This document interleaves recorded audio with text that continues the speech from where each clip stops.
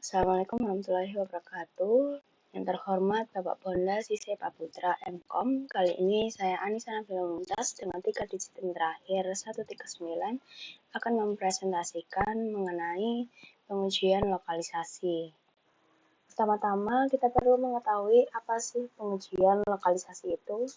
Pengujian lokalisasi adalah teknik pengujian perangkat lunak di mana perilaku perangkat lunak diuji untuk wilayah, lokal, atau budaya tertentu. Tujuannya adalah untuk suatu perangkat lunak adalah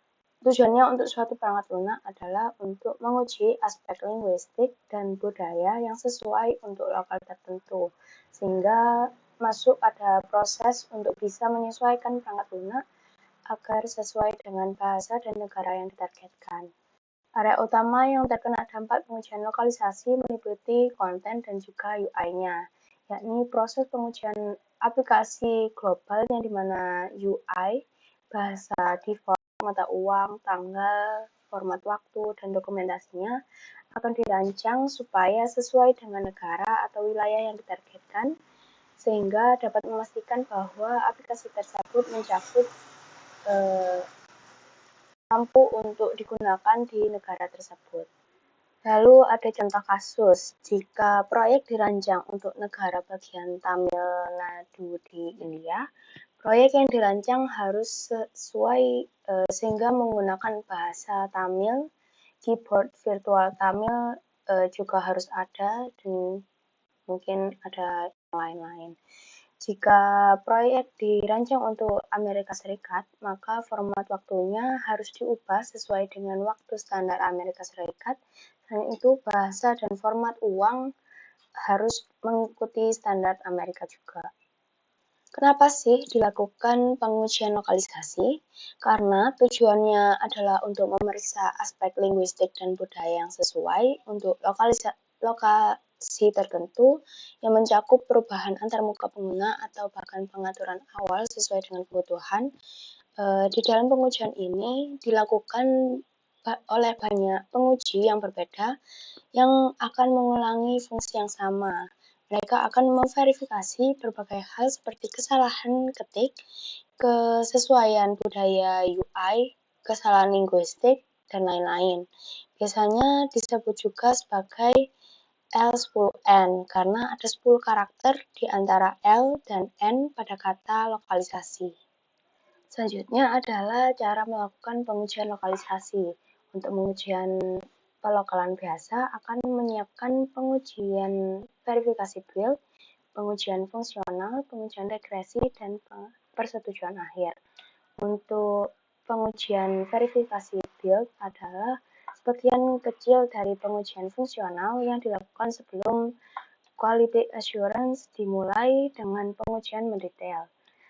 Lalu pengujian normal adalah langkah untuk menjalankan kasus pengujian normal dan menemukan cacat lag selama eksekusi.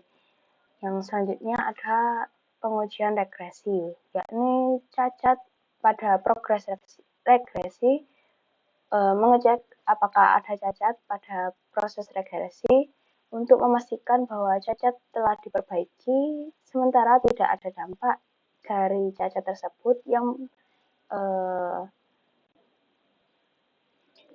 seperti kayak misalnya awalnya bisa digunakan menjadi tidak bisa dipencet atau dan lain-lain gitu.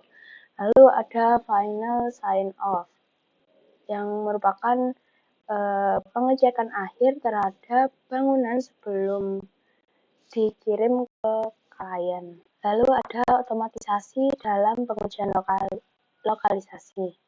Jika proyeknya besar dan perlu sering diuji, maka akan dilakukan pengujian otomatisasi, yang dimana membutuhkan beberapa hal, yakni memilih alat otomatisasi untuk menulis skrip, mengambil skenario yang akan diuji untuk strategi pelokalan, lalu ada menulis skrip sesuai dengan pengujian yang akan dilakukan, dan mengumpulkan hasilnya dan juga memperbarui skenario sebagai lulus ataupun gagal. Selanjutnya ada daftar periksa praktek terbaik untuk pengujian pelokalan.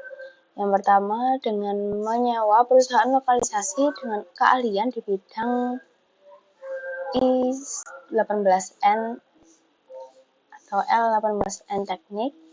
Lalu selanjutnya pastikan strategi pengujian lokalisasi sudah memungkinkan lebih banyak waktu untuk bahasa bait gandanya dan memastikan sudah menginternasionalkan kode dengan benar untuk DBJS sebelum mengekstrak teks apapun untuk dikirim untuk diterjemahkan. Selanjutnya ada contoh kasus untuk uji pengujian lokalisasi.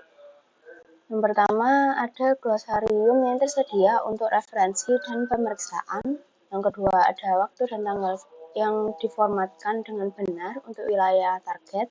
Yang ketiga ada format nomor telepon yang sudah disesuaikan dengan wilayah target. Yang keempat ada mata uang untuk wilayah target. Yang kelima, apakah lisensi dan aturan mematuhi situs web atau wilayah yang akan ditargetkan. Yang keenam ada tata letak konten teks di halaman bebas kesalahan, independensi font, dan perataan garis. Yang ketujuh ada karakter khusus atau hyperlink dan juga hotkey. Yang kedelapan ada pesan validasi untuk bidang input. Yang kesembilan ada build yang dihasilkan mencakup semua file yang diperlukan. Yang ke-10 ada layar yang dilokalkan memiliki jenis, elemen, dan angka yang sama seperti di sumber.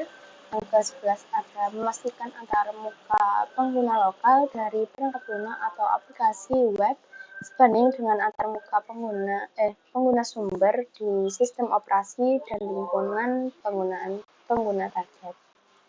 Selanjutnya ada beberapa keuntungan atau manfaat dari pengujian lokalisasi. Yang pertama yakni mengurangi biaya pengujian secara keseluruhan, mengurangi biaya dukungan secara keseluruhan, membantu mengurangi waktu pengujian, dan pengujian ini memiliki lebih banyak fleksibilitas dan skalabilitas.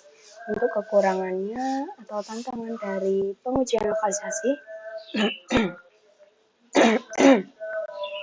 di mana membutuhkan pakar mengenai domain, menyewa penerjemah lokal yang seringkali membuat prosesnya mahal, serta penyimpanan karakter DBJS yang berbeda di berbagai negara, dan juga seorang penguji mungkin menghadapi tantangan terkait jadwal pengujian.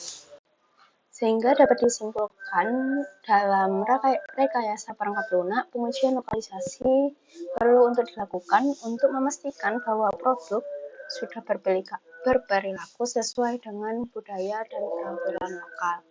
Area utama yang terkena dampak pengujian pelokalan mencakup konten dan juga UI. Untuk penguji akan memverifikasi berbagai hal seperti kesalahan ketik, kesesuaian budaya UI, kesalahan linguistik, dan lain-lain. Sekian yang bisa saya sampaikan mengenai pengujian lokalisasi. Mohon maaf jika terjadi kesalahan atau sesuatu yang kurang mengenakan. Terima kasih dan wassalamualaikum warahmatullahi wabarakatuh.